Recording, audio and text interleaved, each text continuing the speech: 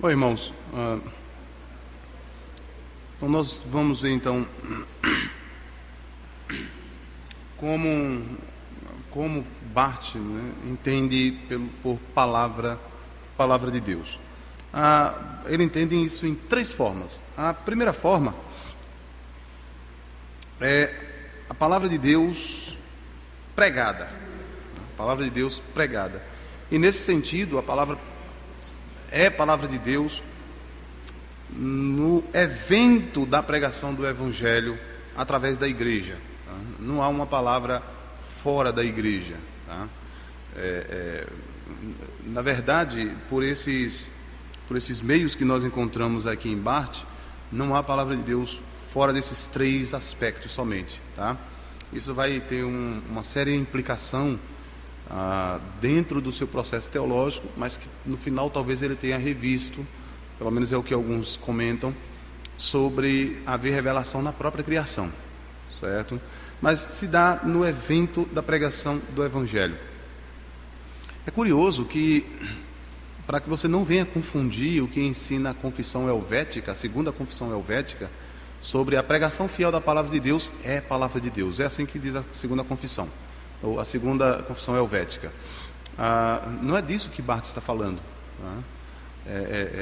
O que ele está falando está bem claro ali no seu livro, A Proclamação do Evangelho. Tá? Proclamação do Evangelho. Ouçam o que ele diz.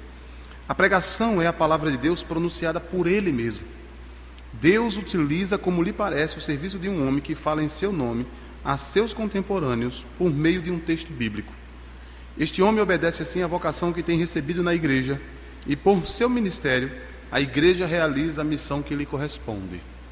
Então, a partir do momento em que o texto bíblico é lido, Barth defende que o texto deve ser explicado, nada mais do que isso. Tá? A pregação não começa com outro ponto, senão com o texto bíblico.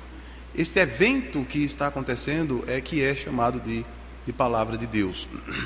Só que, se vocês perceberem um círculo que eu coloquei anteriormente, tá? Há um caminhar para o centro. Tá? Então, essa palavra que está lá no começo, lá em cima, ela não é bem aquilo que Barth quer que você compreenda.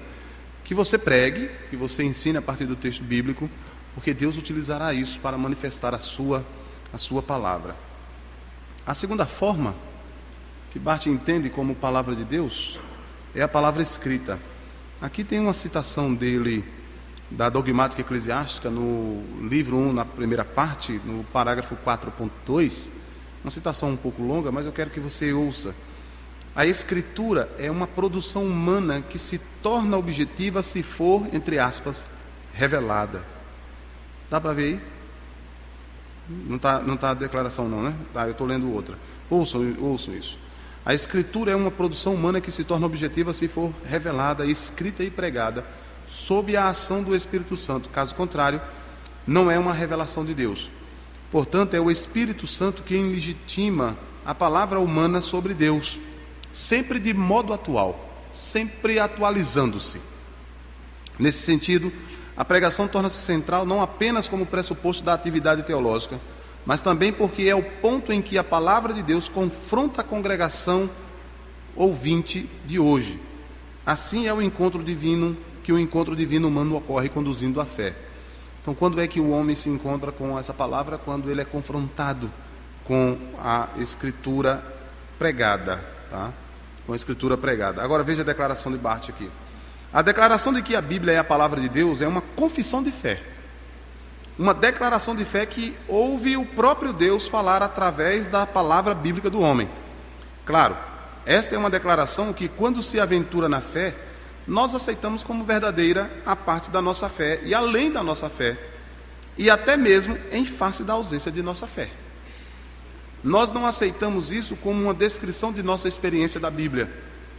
Nós a aceitamos como uma descrição da ação de Deus na Bíblia. A Bíblia torna-se, então, a palavra de Deus neste evento. Tá? Então, próxima vez que você disser que Calbart diz que a Bíblia se torna a palavra de Deus, é aqui, é dessa citação. Tá? Mas ela se torna no evento em que Deus está falando nela encontrando o homem, o Espírito de Deus agindo nisso, tá? Não há ponto de contato entre Deus e você, senão por meio desse aspecto. Então, a Bíblia torna-se a palavra de Deus nesse evento, e na declaração de que a Bíblia é a palavra de Deus, a pequena palavra refere-se ao seu ser nessa transformação. Então observe, não é que ele entenda que isto aqui é a palavra, mas à medida em que leia, em que o Espírito de Deus age, Deus fala nesse texto, então nesse encontro é que ela é palavra, ou torna-se, tá? Você talvez possa encontrar alguém dizendo assim: olha, isso aqui é palavra de Deus para mim, né? Mas não é para os muçulmanos. Isso é bem bartianismo, tá? Não, mas deixa-me dar um exemplo. Mas Gaspar, como é que eu vou apresentar a fé se as pessoas não creem na Bíblia? Porque ela é palavra de Deus para mim, não para eles. Não, ela é palavra de Deus para todos. Se ela é palavra de Deus para você, isso então quer dizer que só será palavra para alguém quando o quê? Quando ela tiver encontro com Deus. Então ela vai se tornar, tá? Ela passou por essa mudança. Eu digo isso porque não é muito difícil, irmãos, de encontrar crentes que a autoridade da Escritura só é autoridade para ele porque crê, tá? Irmãos, Deus não depende de que você creia nele ou não para ele ser quem é. A palavra dele não depende de você crer nela ou não para ela ser o que é. Eu quero que você memorize essa palavra. Quando tiver um tempo, leia lá, livro 1 das Institutas, capítulo 7. Eu vou separar aqui já logo mais. Então você encontrará. A palavra é essa, autopistos. Ela é auto-autenticada. Ela é testemunha de si mesma, tá? Ela não tem nenhuma testemunha externa. Então, sempre que eu colocar a Escritura, sempre que eu colocar a palavra de Deus como sob algum outro julgamento, então eu estou dizendo que a autoridade final é aquele julgamento. Então, digamos, você acredita que você é daquele tipo de cristão que vive correndo atrás das evidências arqueológicas para saber confirmar a Bíblia como palavra de Deus? Você vive correndo atrás disso, né? Não perde um programa do Dr. Rodrigo Silva, né? Com todo respeito ao Dr. Rodrigo Silva, eu gosto muito do programa dele, tá? Com todo respeito. Mas veja, quer dizer então que enquanto não achar algum artefato para certas porções da Escritura que ainda não encontraram, então você não acredita naquela porção, não é isso? Ou você fica torcendo para que encontrem. Eu espero que achem, né? Porque se não achar eu estou perdido. Não, irmãos, só será achado porque a Escritura trata disso. Deu para entender? A Escritura descreve a realidade. Por ser palavra de Deus, por ser revelação de Deus, por ser Deus, aquele que está fora da criação, olha para a criação e dá a sua palavra e diz o que ela é. Ele chama as coisas à existência. Quando ele disse haja luz, não aconteceu outra coisa, aconteceu luz. Então, como a Escritura descreve a realidade, então não é de admirar, não. Quando acham alguma coisa relativa a Moisés, a Davi, ao primeiro século, eu não fico admirado, não, porque já é esperado que isso aconteça. Deu para entender? Você compreendeu aqui? Então, sempre que você entender que a Escritura é palavra de Deus por causa do achado, ou por causa de um julgamento racional, ou porque ela passou no crivo da lógica, enfim, não é que ela seja ilógica, mas quando você a coloca debaixo de alguma outra fonte de autoridade, então ela está se tornando, ela não é. Então, Barth continua dizendo assim: ela não se torna a palavra de Deus porque nós consentimos na fé, mas no fato de que ela torna-se revelação para nós. Mas o fato é que ela se torna revelação para nós, além de toda a nossa fé, que é palavra de Deus, e a despeito da ausência de nossa fé. É algo que podemos aceitar e confessar como verdadeiro para nós, e para nós apenas na fé em oposição à incredulidade, na fé na qual nós olhamos para longe da nossa fé e incredulidade ao ato de Deus, mas em fé e não em incredulidade, e portanto precisamente não em abstração do ato de Deus, em virtude da qual a Bíblia deve se tornar novamente e novamente sua palavra para nós. Ela vai se atualizando, tá? Então, esse daqui, isso é uma boa armadilha, tá? Ela é uma boa armadilha porque ela diz que quem julga o que é ou não palavra de Deus? Você percebe que ainda isso aqui é uma espécie de subjetivismo? Ela ainda é uma espécie de subjetivismo. Deixa-me dar um exemplo. Se você não, por exemplo, não crê na inspiração plenária da Escritura, tá? Então você quem vai dizer o que é ou não inspirado, certo? É você quem vai ter a autoridade para dizer, olha, isso aqui é inspirado, isso aqui não é. Isso aqui é palavra de Deus, isso aqui não é. Porque quem vai determinar, no final das contas, o que é ou não palavra de Deus? Tá? Deu para entender isso? Isso aqui é muito sério. Então, em outras palavras, o que Barth está colocando é que a Escritura está debaixo de alguma outra autoridade. É claro, a autoridade aqui é o próprio Deus, tá? Mas ela então não seria a sua própria palavra, mas à medida em que ele atualiza para o leitor ou o ouvinte, tá? A terceira forma, que é onde Barth quer que chegar, é palavra revelada, Jesus Cristo. E isso aqui ninguém duvida, tá? Nesse caso, toda a história dos atos de Deus que levaram até a vida de Cristo, até a vinda dele, e estão relacionados com ela, bem como a sua morte e a sua ressurreição. Segundo Barth, aqui na Dogmática Eclesiástica, parte 1, parágrafo 4.3, diz assim: toda revelação, então, deve ser pensada como revelando, isto é, como condicionada pelo ato da revelação. O evento na qual a revelação ocorre deve ser visto em conexão com o que tinha acontecido de uma vez por todas neste ato. Todo o tempo cumprido deve ser visto como cumprido com a plenitude deste tempo. A revelação em si, porém, não se refere a qualquer outra coisa, mais elevada ou mais precoce.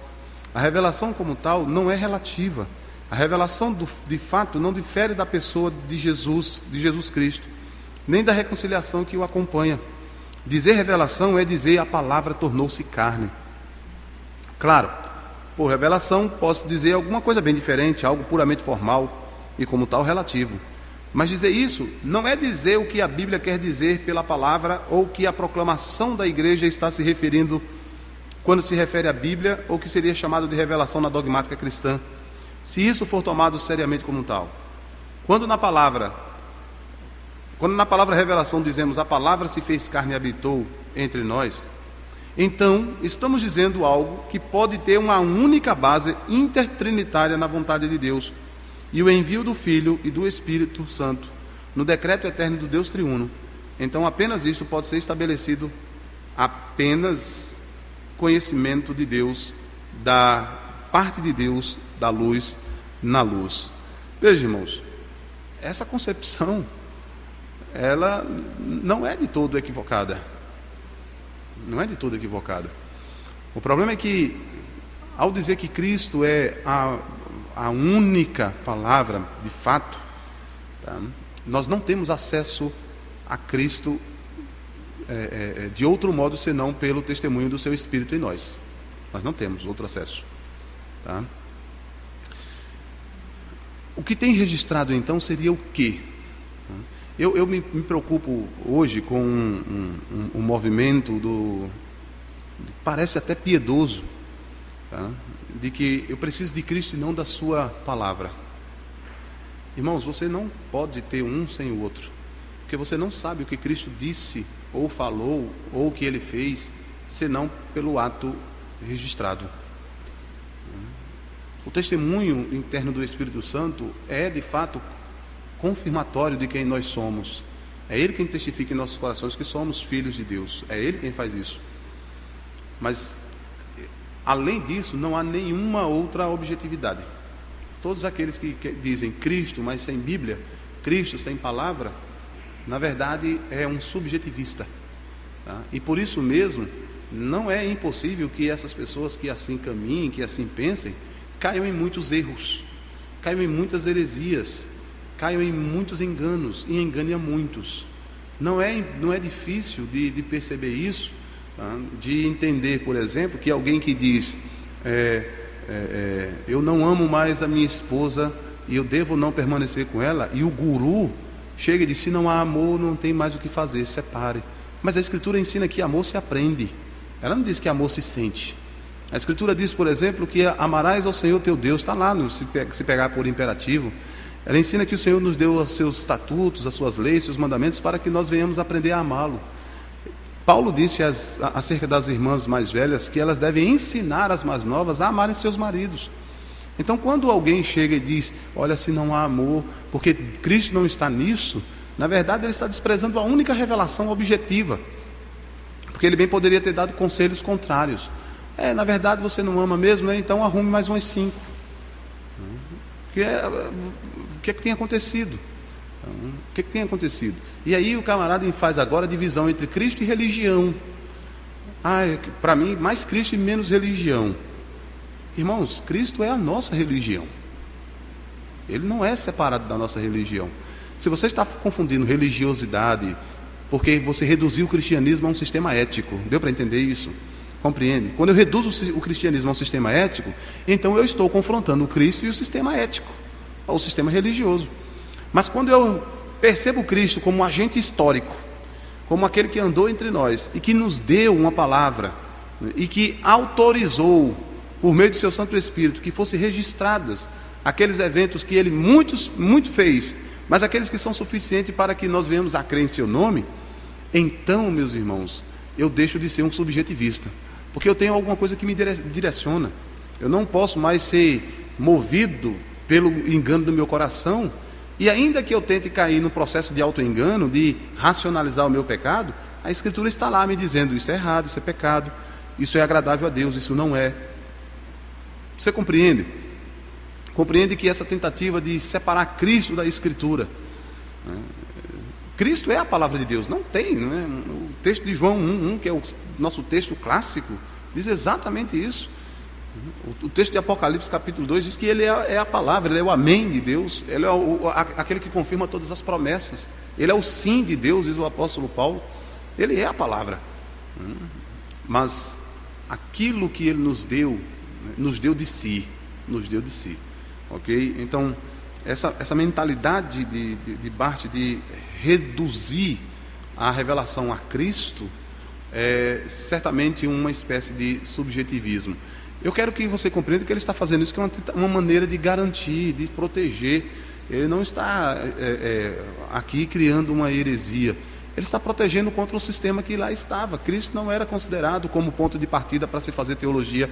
A Escritura não era considerada como ponto de partida para se fazer teologia. Então ele está resgatando isso. Então nós podemos nos apropriar, né, dessa maneira, desse pensamento. Não necessariamente do seu pensamento, mas do método como ele seguiu, ok? Rapidamente aqui um outro ponto.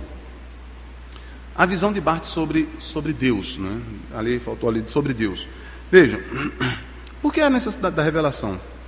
Porque para Barth Deus é completamente outro, ele é transcendente mesmo, tá?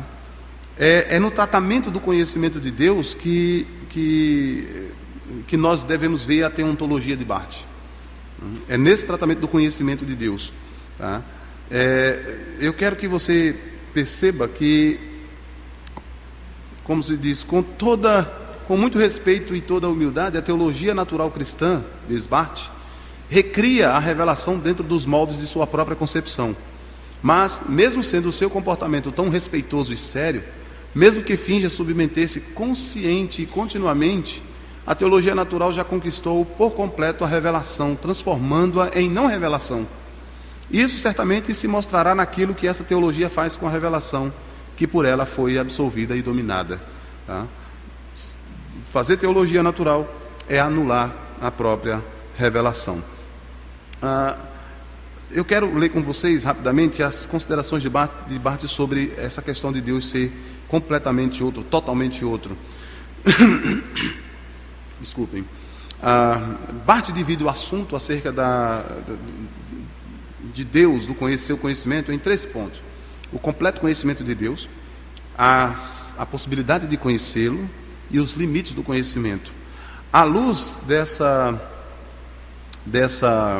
autorrevelação de Deus, já que ele é totalmente outro, à luz dessa autorrevelação de Deus, aquilo que repousa na própria dogmática, Barth acredita que alguém deve, obviamente, começar com a realidade do conhecimento de Deus, e não com a mera possibilidade. Veja, Deus, embora seja totalmente outro, eu devo começar com a possibilidade, com o conhecimento dele, não com a mera possibilidade. Mas Deus, diz lá na dogmática dele, Deus é conhecido na igreja através da sua palavra. Não há conhecimento de Deus fora desse meio. O conhecimento de Deus é limitado por sua palavra. E ele permanece seguro contra todo e qualquer outro tipo de tratamento que impossibilite esse conhecimento. E então até mesmo contra a possibilidade atual, verdadeira, que tem sido feito, ou que foi de ataque na sua época. Então, essa segurança repousa em um simples fato, e é de grande importância para Karl Barth. Isso aqui é uma alfinetada numa espécie de apologética que tenta repousar-se em meios outros que não a Escritura. Karl Barth pode ser chamado de fideísta, não de pressuposicionalista, deixar isso bem claro. Karl Barth é um fideísta, tá?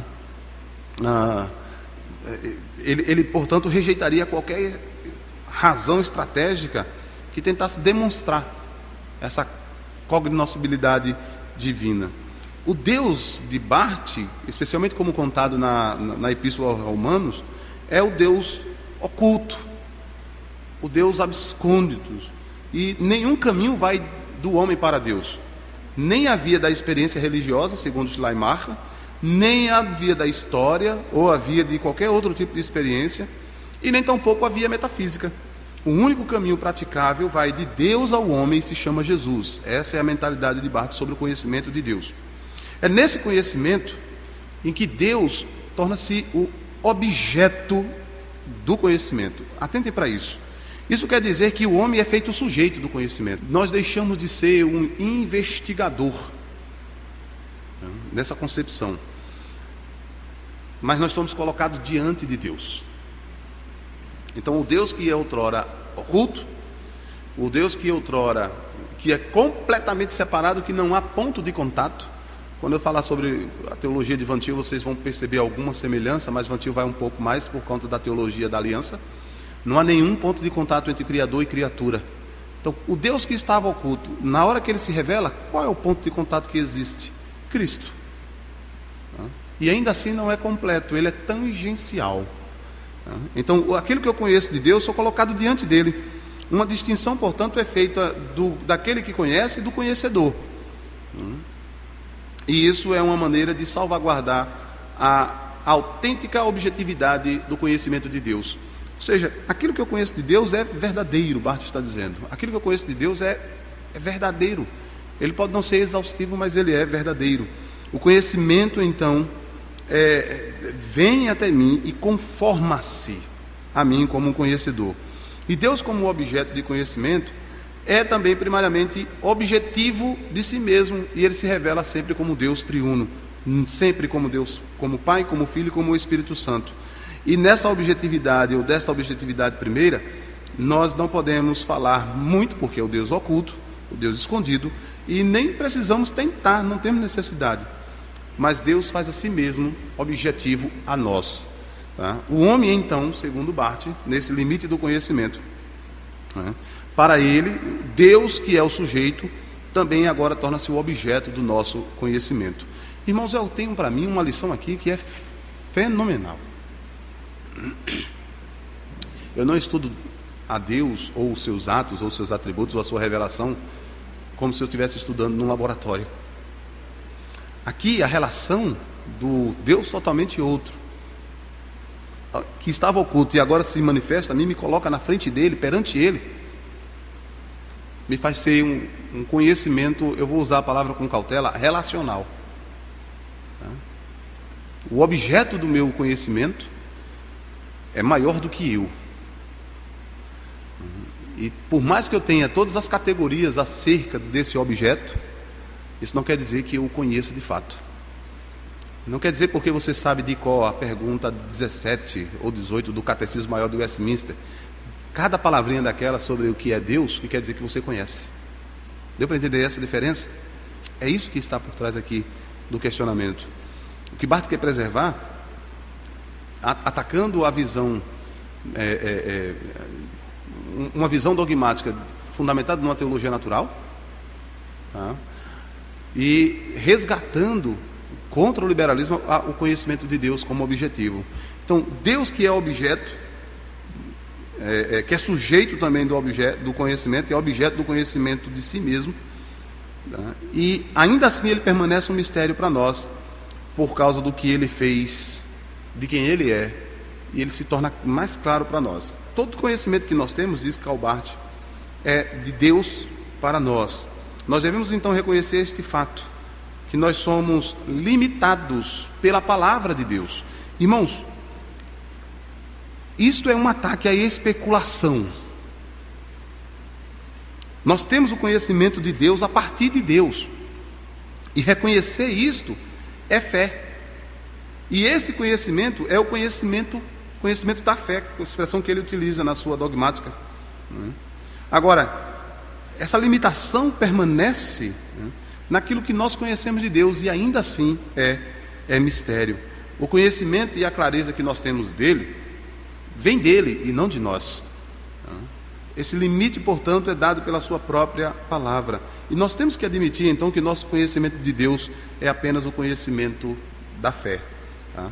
E, ao dizer esses tópicos que nós estamos examinando, o conhecimento que nós temos daquele que é totalmente outro, que é oculto e revelado, e eu quero que preste atenção nisso. O que Barth está fazendo é o Deus que é totalmente outro, é totalmente oculto, mas ele totalmente se revela. Eu tenho um nome para isso. Tá? Para preservar o mistério, ele vai chamar de mistério, eu vou chamar de contradição. Tá? Eu vou chamar de contradição.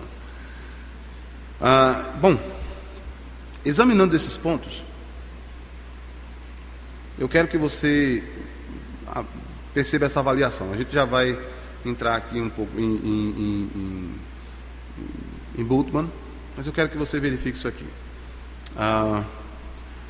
A visão barthiana das Escrituras permite o ser humano colocar-se como juiz da revelação na própria Escritura, ou até mesmo discordar de seus ensinos. Ora, se ela não é a palavra de Deus, quem vai definir o que é ou não? Eu. Tá? Pois eu não quero nada, eu quero lá saber. Eu não terei nenhuma dificuldade em colocar Paulo contra Cristo. Em ter que dizer, como disse o guru dos evangélicos, né, desigrejados, em dizer que não fazia nenhum problema, Romanos capítulo 9, 10 e 11, encontrasse na Escritura, não tem nenhum problema. Ou em ter que dizer que no momento em que Isaías ou Paulo contradizerem a Cristo, eu fico com Cristo, como se houvesse contradição entre eles. Ou mesmo ter que dizer, eu não preciso do Antigo Testamento, porque eu tenho Cristo. Então veja, quem é que diz isso? Uma vez que ela não é a palavra de Deus, isso dá ao homem a autonomia de ser juiz da revelação da Escritura. Porque sou eu quem vou dizer. Na hora que eu disser, eu digo para você assim, eu leio um texto de, sei lá, de Mateus: ninguém pode servir a dois senhores, porque ou há de odiar um e amar outro, ou se dedicará a um e desprezará outro. Não podeis servir a Deus e a Mamon. Aí, se eu for um avarento, eu digo, não, isso tem nada a ver, isso não é palavra de Deus. Isso aí é a opinião do escritor. Deu para entender isso? É assim que acontece. E é isso que está por trás. Então, a tentativa de preservar a Escritura, sem ser pelo próprio conceito de autopistia, não é um meio seguro. Não é um meio seguro. É cair no subjetivismo. Tá? A concepção barthiana de Deus totalmente outro e totalmente revelado, né, sofre uma tensão racional e irracional. Embora Barth veio a reconhecer no final da sua carreira que havia luzes na criação, porém o início no início ele parecia negar qualquer revelação na criação. Irmãos, o momento que Deus se revela, eu prefiro mais a declaração da Confissão de Fé de Westminster, capítulo 7 da Confissão, tá? Ao ensinar que ainda que, embora a distância entre Deus e a sua criação seja imensa, e nós não podemos, e nós lhe devemos obediência, a despeito de querer fruir dele, usufruir dele qualquer benesse, mas ele nos concede isso por um ato de condescendência da sua parte, e ele agradou fazer isso por meio de um pacto. Por meio de um pacto. Só tem um meio de substituir, de transpor essa tensão entre o fato de Deus ser oculto e ele ser revelado.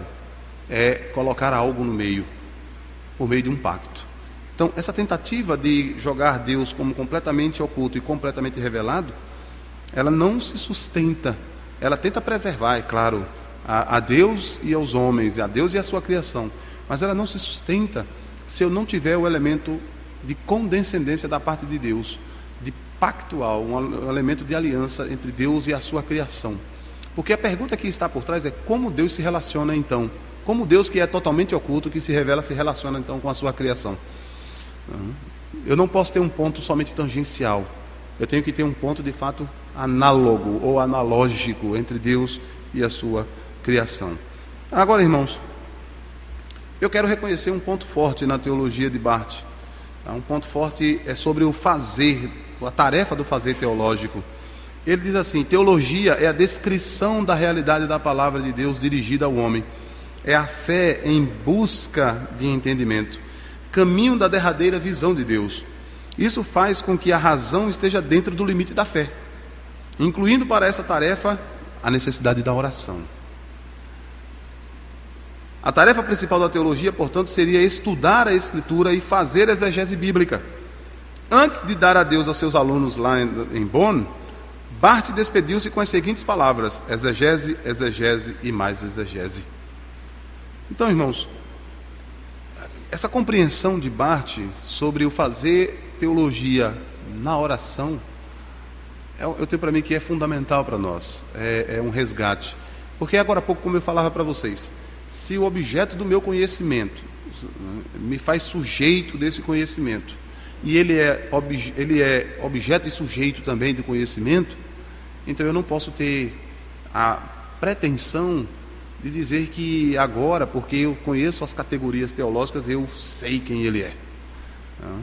Mas a busca na oração da exegese, na tarefa da exegese, do fazer teológico, é uma necessidade que nós temos, por meio da oração, de entender que o objeto do nosso estudo, que se dá na palavra, é um objeto pessoal. É um objeto pessoal. E eu não lido com pessoas, com seres pessoais, como se eu estivesse lidando com átomos, com números, com coisas abstratas. Eu lido de modo pessoal.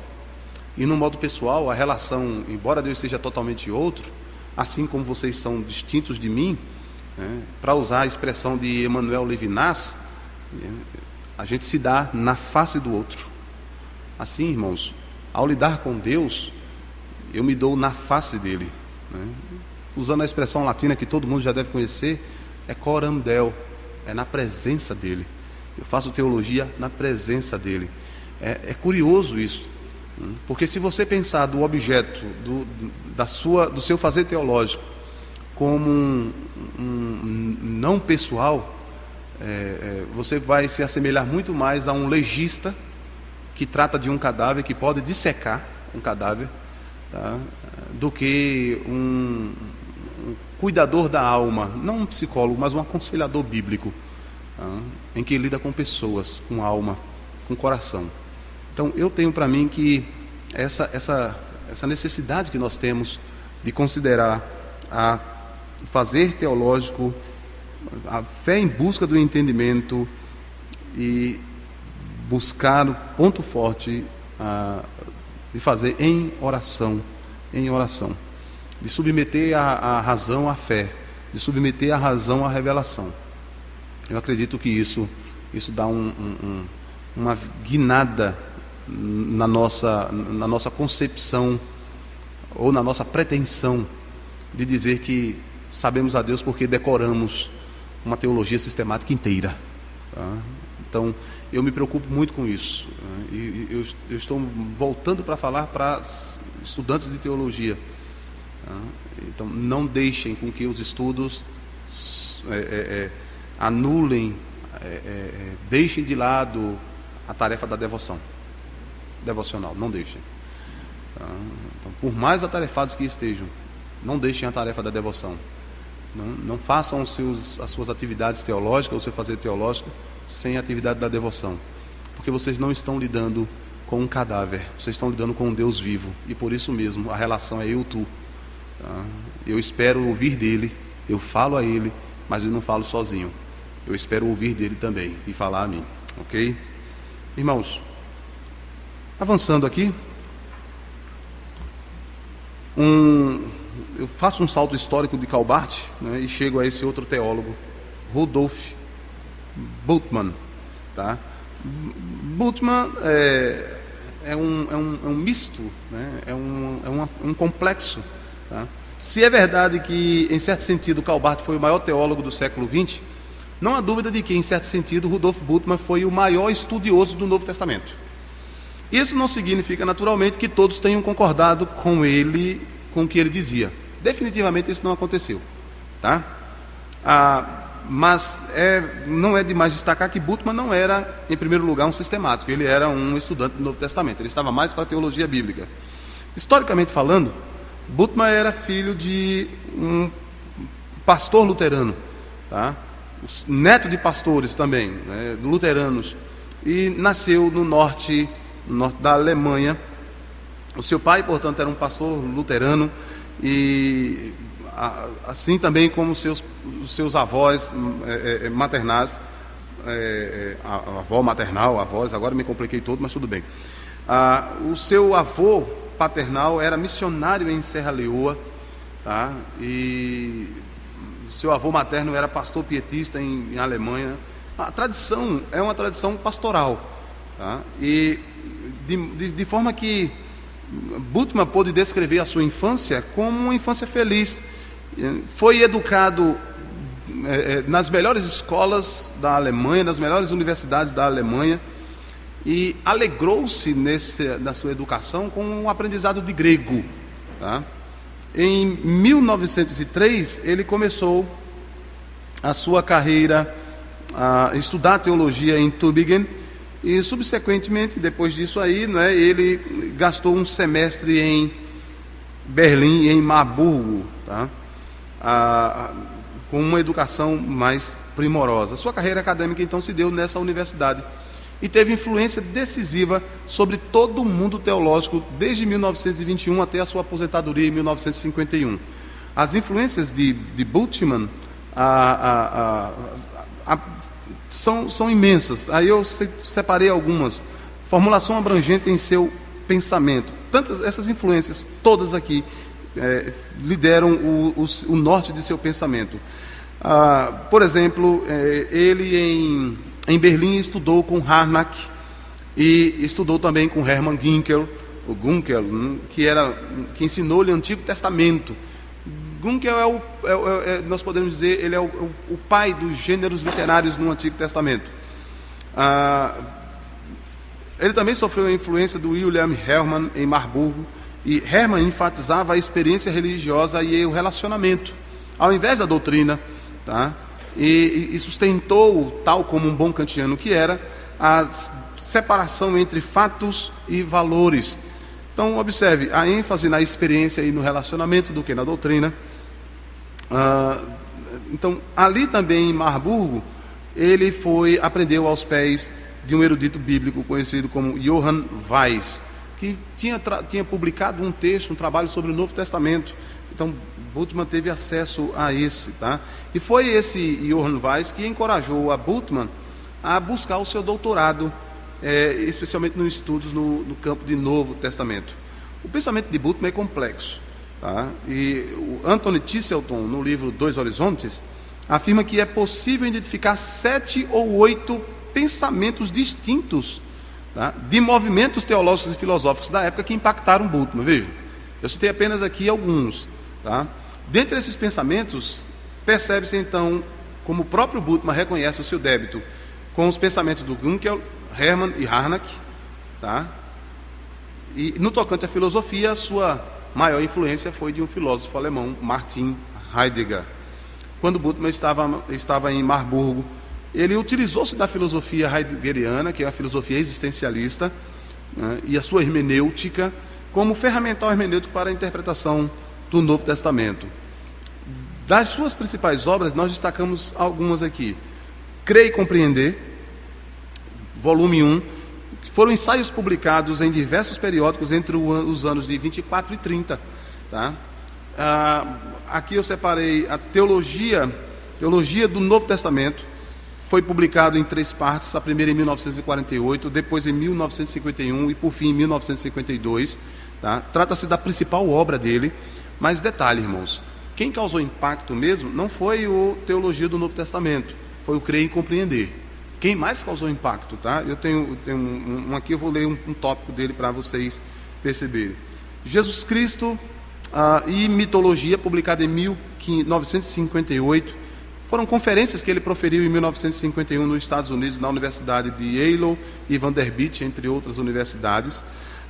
Depois voltou a publicar o Crer e Compreender, no volume 2 e 3, e depois volume 4, e contém ensaios, né, de Bultmann sobre hermenêutica, sobre exegese, contra, digamos assim, também apologéticos, por exemplo, quando ele se posicionou contra a teologia da morte de Deus, tá?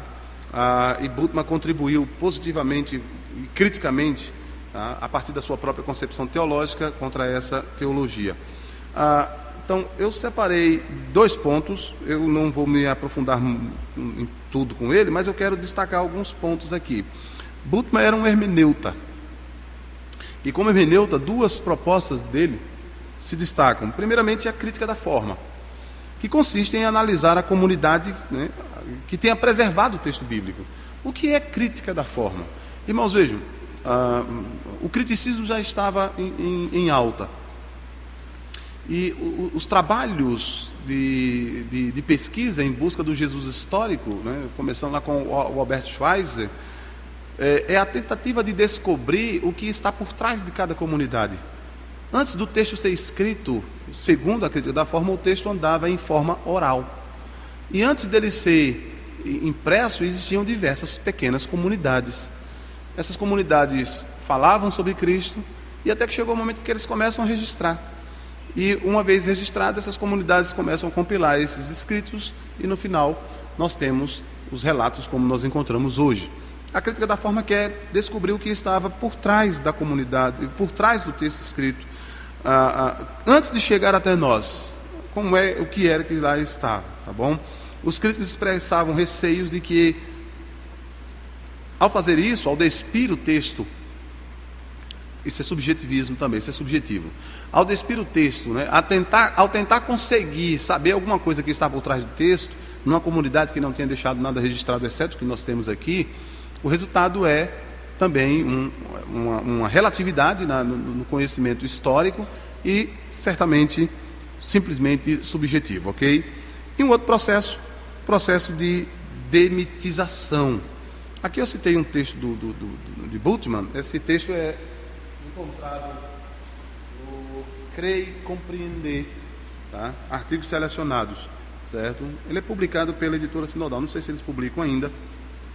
Aqui no artigo, primeiro artigo, a tarefa da desmitologização da proclamação neotestamentária. Tá? Então eu tirei aqui a primeira citação para indicar o que ele pensa sobre isso.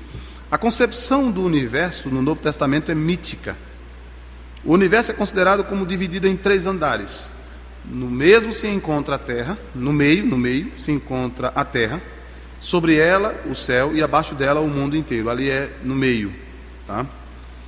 A pregação, aí depois mais adiante ele diz, a pregação não deve deixar os ouvintes em dúvida quanto ao que propriamente deve ser acreditado e ao que não. Sobretudo, não deve deixar seus ouvintes em dúvida quanto ao que o próprio pregador secretamente eliminou. Ele mesmo não deve estar em dúvida quanto a isso. O que seria isso, então? De retirar aquela mentalidade do primeiro século. Um homem no mundo moderno, que já conhece a física, já conhece a matemática, que já conhece a biologia, já conhece as leis da natureza, não pode mais acreditar em milagres. Então nós temos que, segundo Bultmann, despir o Novo Testamento, a Escritura, de tudo aquilo que diga respeito a essas coisas que não fazem sentido para o homem moderno. E por isso mesmo, ao fazer isso, o que nós vamos ter é o relato histórico factual. Meus irmãos, eu não tenho muito o que dizer sobre Bultmann a partir desses dois pontos. Para mim são fundamentais para demonstrar que toda a teologia construída sobre esse pressuposto é uma teologia falha. Até brincando logo cedo, como eu disse, de Barth eu ainda pensaria se ele era de fato crente, mas de Bultmann eu tenho certeza que não era. Tenho certeza que não era. Então, eu quero destacar apenas alguns pontos de avaliação desses dois elementos. Falar sobre a teologia existencialista de Bultmann é falar de Heidegger. Então, existencialismo por si só, porque nega a realidade de fato, mas cada um cria seu significado para que possa viver e suportar a cada dia, para não viver no niilismo besta. Então, cria-se significados. É o que Bultmann faz com a sua hermenêutica. Por isso que o seu primeiro artigo que revoluciona a hermenêutica é possível uma exegese sem pressuposto? É óbvio que não. Mas a ferramenta que ele vai entregar para se fazer uma boa exegese, entre aspas, seria o existencialismo. Então, a crítica da forma e a demitização, para mim, são dois elementos suficientes para que eu possa, então, avaliar todo o restante da teologia dele. Irmãos, a avaliação parte pelo seguinte: o pressuposto da crítica da forma e da demitização é que não se pode confiar na Bíblia como um relato fidedigno da vida e ensino de Jesus Cristo e seus apóstolos. É tomar como um pressuposto dizendo que os primeiros cristãos eram ignorantes, que eles não sabiam distinguir entre um milagre real e uma mágica, que eles não sabiam, que eles não poderiam perceber o que eram coisas mitológicas. Aliás, o apóstolo Paulo tinha ensinado na sua segunda carta, no capítulo 4, de Timóteo, ao dizer que deveria se tomar cuidado, né? Literalmente ele diz assim, para que não desse ouvidos a fábulas. Na sua segunda carta, no capítulo 4, diz, e desviarão os ouvidos da verdade, voltando-se aos mitos. Será que eles não tinham conhecimento acerca do que seria mitos? Será que eles não sabiam que Baal, que os deuses gregos, quando Paulo chega no Areópago em Atos 17, que ele está inteirado da filosofia dos estoicos e dos epicureus, e ele confronta essa filosofia, e confronta com todas aquelas divindades que lá estão, a quem ele chama simplesmente de supersticiosos, de daimon, de adoradores de demônios, né? De demônio no sentido, não era, mas adoradores de divindades, são simplesmente deuses feitos por mãos de homens. Ele vai colocar isso no seu discurso, diz, olha, o Deus que criou os céus e a terra, né, não habita em templo feito por mãos de homens, como se necessitasse de alguma coisa. Então, será que eles não conseguiriam perceber o que era um mito? Será que Paulo não perceberia, no texto de Atos 8, quando um mágico vê aquilo que está sendo feito um mágico, o mago, Simão, 8, 9, e estava ali um certo homem chamado Simão, que anteriormente exercera naquela cidade arte mágica e tinha iludido o povo de Samaria, dizendo que era um grande personagem, ao qual todos atendiam, desde o menor até o maior, dizendo, esta é a grande virtude de Deus. E atendiam-no porque já desde muito tempo os havia iludido com as artes mágicas. Lucas está escrevendo, será que ele não saberia distinguir um milagre e uma mágica? Meus irmãos, é dizer que os primeiros escritores bíblicos ou os primeiros cristãos eram completamente ignorantes. E o texto vai dizer, mas como crescem em Filipe, de que eles pregavam acerca do reino de Deus, e do nome de Jesus Cristo se batizavam, tanto os homens como mulheres, e creu até o próprio Simão, e sendo batizado ficou contínuo com Filipe. E vendo os sinais e as grandes maravilhas que se faziam, estavam atônitos. Quem confundiu os milagres com mágica foi Simão, não os outros, e não os discípulos. Ora, os apóstolos, pois, que estavam em Jerusalém, ouvindo que Samaria recebera a palavra de Deus, enviaram para lá Pedro e João, os quais, tendo descido, oraram sobre eles para que recebessem o Espírito Santo, porque sobre nenhum deles ainda tinha descido, mas somente eram batizados em nome do Senhor Jesus. Então lhes impuseram as mãos e receberam o Espírito Santo. E Simão, vendo que pela imposição das mãos dos apóstolos lhe era dado o Espírito Santo, lhe ofereceu dinheiro, dizendo: dai-me também a mim desse poder. Veja, ele sabia que era uma coisa diferente daquilo que ele fazia. Então eles não eram ignorantes. O pressuposto da crítica da forma da demitização é tratar os primeiros cristãos como ignorantes. Eu tomo o exemplo de Lucas, porque Lucas era de fato um médico, era alguém preparado, que poderia distinguir uma doença séria de uma possessão demoníaca, que poderia verificar se era uma possessão ou uma doença. Foi lá em cima, não foi aqui. Então, tomar os primeiros cristãos como se fossem ignorantes. Ou Elias, quando chega no seu confronto com os profetas de Baal, não desconsidera completamente Baal, porque sabe que ele não é Deus de verdade, e faz o teste para saber quem de fato faz chover fogo do céu. Se você pensa que era simplesmente relâmpagos, então a sua mentalidade já é butmaniana. Mas eram relâmpagos que caíram do céu e eles não sabiam. Será que eles não sabiam distinguir fogo do céu e relâmpago? Porque se eles não soubessem, eles não utilizavam quando o Senhor estava no Monte Sinai e dizer que ali teve trovões e relâmpagos, trovão e relâmpagos, ou trovões e relâmpagos. Eles sabiam distinguir muito bem, eles não eram ignorantes. Então não há necessidade de despir absolutamente nada. Então o segundo é que a demitização destrói o fundamento do cristianismo na história. A religião da Bíblia se converte em uma religião baseada em mitos. Hermann Ridderbos, um teólogo do Novo Testamento, observa que, segundo Bultmann, Jesus não foi concebido pelo Espírito Santo, nem nascido da Virgem Maria.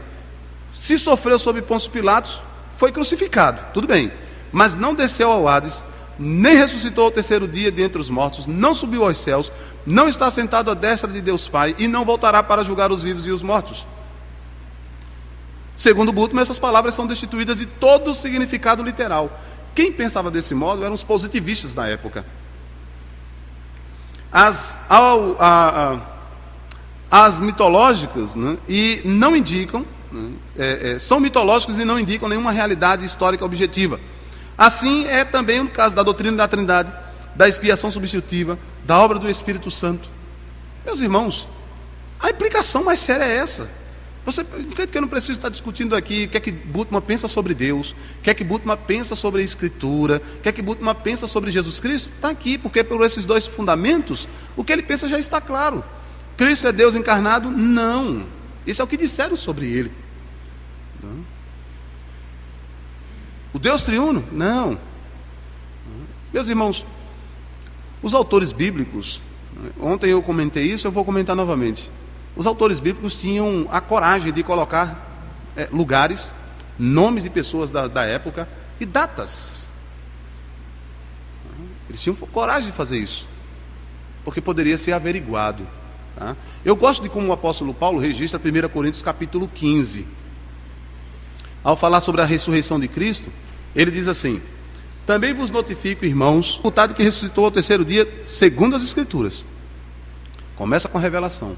Se a revelação é um meio seguro de conhecer, se é Deus mostrando o que é a própria realidade, se é Deus agindo, se é Deus se revelando, isso significa que a realidade vai ser aquilo que ele disse. Então era de se esperar que, de fato, a ressurreição de Cristo pudesse ser testemunhada.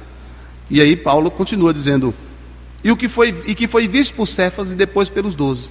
Depois foi visto uma vez por mais de 500 irmãos, dos quais vive ainda a maior parte, mas alguns já dormem também. Sabe o que Paulo está dizendo nesse finalzinho aqui? Olha, daqueles que viram a Cristo, dos 500, tem alguns que estão vivos. Vai perguntar para eles. Vai conversar com eles para saber disso. Então, observe, Paulo não está fazendo a separação entre o evento da revelação e o evento da história. Ele está dizendo que a história é a revelação. No contexto reformado, é isso que é a história. A história é o pensamento de Deus sendo manifesto. Então não há como você separar as duas coisas. Era de se esperar então que Cristo ressuscitasse. Era de esperar então que Cristo tivesse aparecido e fosse visto. E não fosse visto como um fantasma.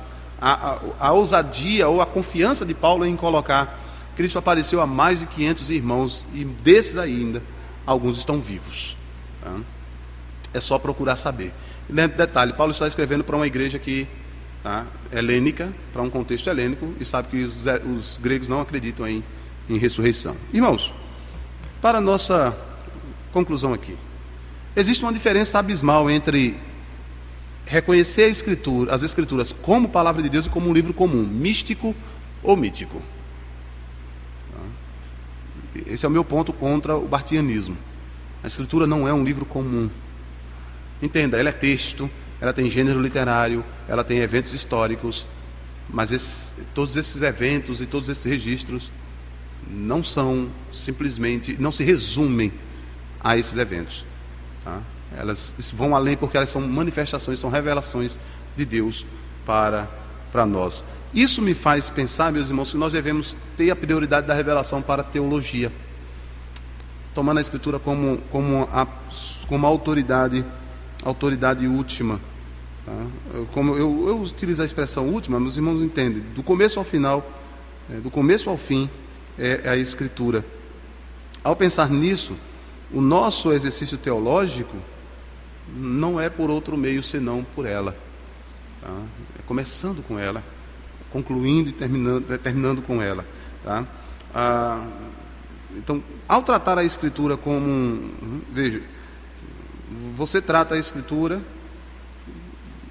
se você estiver dissecando a Escritura como uma espécie de cadáver, e não como palavra viva de Deus, então a Escritura não é autoridade para você. Tá? Se ela serve apenas para o exercício acadêmico, então ela não é a palavra de Deus. Certo? Se ela é somente o meio de você, quando chegar no dia de pregar e pegá-la, e não tê-la durante o restante da semana, eu não estou dizendo que você vai ficar feito uma espécie de fanático, Rita, se eu não ler a Bíblia hoje, eu estou perdido. Não é isso que eu estou dizendo. Quando o apóstolo Paulo diz: habite plenamente a palavra de Cristo em vossos corações, tá? Falando entre vós com salmos, hinos e cânticos espirituais, o que ele está dizendo é que eu tenho que encher a minha cabeça com a Escritura, encher o meu coração com a Escritura. Então é claro que eu tenho que manter contato com ela, eu tenho que ouvir a pregação, eu tenho que me deter no estudo da palavra, na leitura devocional, mas isso não é tratar a Escritura como um livro místico, tá? Ou mítico. Um outro ponto, a necessidade de fazer teologia sob a oração, ou sob oração. Assim, irmãos, o nosso exercício de teologia não é um exercício meramente acadêmico, somente acadêmico, ou se resume, ou se reduz ao academicismo. Tá? Numa escola teológica se espera devoção, numa escola teológica se espera devocionalidade, se espera assim, como o professor Stefano no nosso seminário lá costuma dizer, os dois remos, o remo da academia e o remo da oração, da piedade. Tá? O exercício da piedade. É Calvino que vai comentar no livro 1 das Institutas que o verdadeiro conhecimento de Deus é que de fato leva à piedade. Tá? E qualquer conhecimento extra scripture acerca de Deus, na verdade é superstição. Especulação é superstição. Porque o limite do nosso conhecimento se dá na palavra. E é por isso que a oração pode me colocar num rumo certo nos meus estudos. Ela pode me dizer para que eu não vá além daquilo que foi escrito. A autoridade, portanto, da Escritura se dá por meio do que ela é. E essa autoridade é sempre relembrada a mim no exercício eu-tu, com o Deus da Escritura, com aquele que deu a palavra. Deu para entender isso? Se você separar esse tipo de coisa, então a Escritura vai ser aquele livro que você vai usar para fazer a sua exegese, porque você vai ser um bom intelectual, vai conhecer muito, mas não será viva. Ela não vai deixar de ser o que ela é por causa disso, ela continuará sendo palavra de Deus, mas a sua apostasia já está à porta. Quarto ponto, o perigo de tornar o cristianismo mais palatável ao homem moderno, por emoldurá-lo nos pensamentos de cada época. Irmãos, o que Bultmann fez foi isso, para tornar o cristianismo mais palatável às pessoas do século XX, para que eles pudessem compreender cientificamente as Escrituras. Meus irmãos, nós não precisamos fazer isso. Contextualização é diferente de tornar a Escritura, modificá-la para fazê-la agradável aos homens. Contextualizar é, de fato, fazer com que a palavra de Deus, que é viva e eficaz, fale aos homens da nossa época.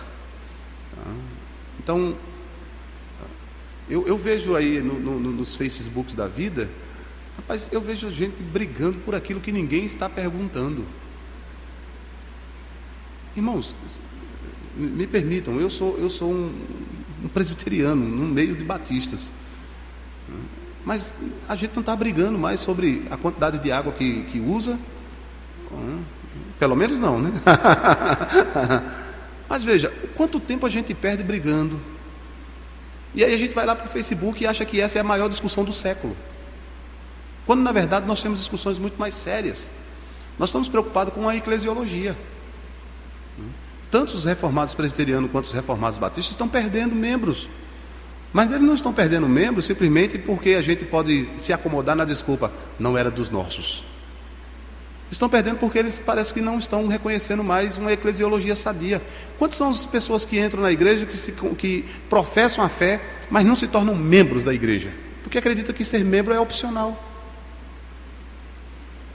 Então são discussões mais sérias, são discussões mais contemporâneas. Então o que a Escritura tem a dizer sobre isso? Então, irmãos, eu não quero pegar agora, para poder tornar palatável ao homem moderno, fazer como a gente tem visto aí com os gondins da vida, os kivites da vida. Para poder agradar aos homens modernos, eles querem falar com as categorias dos homens modernos. Irmãos, o Evangelho não pode ser modificado, ele não pode ser alterado. Se você modificar o Evangelho em qualquer ponto, ele deixa de ser o que é. Ele não pode ser adaptado, modificado. Quando Paulo chega no Areópago, eu gosto daquela, eu sou fã do discurso de Paulo ali no Areópago, porque o que Paulo faz ali não é adaptar para os gregos, os estoicos e epicureus, uma outra teologia. Os gregos não acreditam em criação. Paulo diz: o Deus que criou os céus e a terra. Eles não acreditam, mas eu creio. Eu não tenho outro meio para falar para os homens senão dessa forma. Os gregos não acreditavam na unidade da raça humana, e Paulo diz: por meio de um só ele fez toda a raça. Os gregos não acreditavam em ressurreição, eles até pensavam que era uma nova divindade. E aí Paulo diz: não, o Cristo, Deus deu prova de que há de julgar os homens num dia que ele tem estabelecido, e disso ele deu prova que vai julgar os homens, tendo ressuscitado Jesus dentre os mortos, tendo ressuscitado um varão a quem ele escolheu dentre os mortos, diz o texto claramente. Porquanto tem determinado um dia, os gregos não creem em história linear.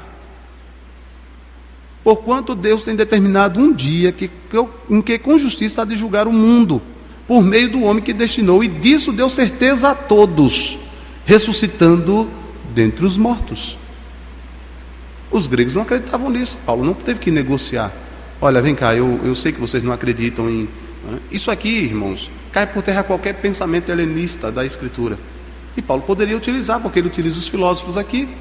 Por que eu tenho então que, para agradar aos homens modernos, falar em categorias científicas? Eu tenho visto discussões à torta e à direita agora sobre cristãos e evolucionistas.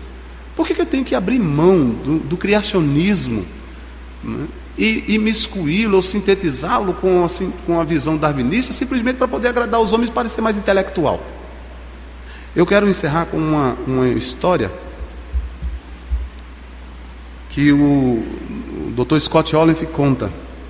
Os irmãos já devem ter percebido minha afeição pelo Dr. Cornelius Van Til, porque ele, de fato, dos teólogos que eu examinei, ele é aquele, eu vou falar mais isso na sexta-feira, Ele é aquele que não precisou demonstrar intelectualidade negociando princípios do cristianismo. Não precisa. Conta que ele foi chamado para dar uma palestra na área de filosofia numa universidade. Quem conta isso é o Scott Oliphant, no livro Por que Creio em Deus, publicado pela editora Monergismo. E foi o Oliphant que foi levá-lo para assistir, para ele dar essa palestra. Mas pegou um trânsito muito terrível e ele chegou atrasado, faltando 30 minutos somente para terminar a sua palestra. O Dr. Scott Oliphant conta que o Cornelius Van Til chegou ali, abriu o livro de Jonas e pregou para os filósofos ali na academia. Ele faria isso desde o começo. Conhecendo o seu pensamento, ele faria isso desde o começo. Irmãos, nós não precisamos sacrificar o intelecto no tribunal do racionalismo. Nós não precisamos sacrificar a nossa intelectualidade. O cristianismo é suficiente. Ele é um sistema completo, seguro. O que nos falta é a habilidade para aplicar esse sistema à nossa época e para confrontar com esse sistema os pensamentos incrédulos. O temor do Senhor é o princípio da sabedoria. E quem confia no Senhor, quem teme aos homens, diz o texto de Provérbios 26, se eu não me engano, quem teme aos homens cai em muitas armadilhas, mas quem teme ao Senhor, esse permanece. Então, irmãos, esses são os perigos de tentar acomodar ou emoldurar o cristianismo no pensamento de cada época. Deixa de ser cristianismo, ok?